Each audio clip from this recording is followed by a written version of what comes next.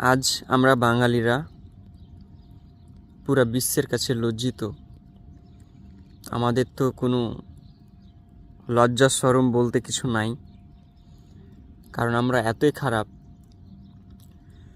যে দুবাই শহরে ইন্ডিয়ারা তারা পুরা ইমারতকে কন্ট্রোল করে। তাদের বিজনেস দক্ষতা অনেক। আর আমরা বাঙালিরা সিগারেটের ব্যবসা করি, মানে যেগুলো হচ্ছে চোরাই, গুটকার ব্যবসা করব, এগুলা করি। আর আছে কি হোগা ভরা গল্প, অনেক গল্প, মানে দুনিয়ার সব কিছু জানে। কিয়ামত করে দেবে আপনাকে গল্প শোনাইতে শোনাইতে ভাই। এত এরকম আমরা জাতি। আমরা তো এক একটা পারমাণিক বোমা, আমাদের কিছু লাগবে না, আমরা কথা দিয়ে সবকে উড়িয়ে দেব। কি বলেন?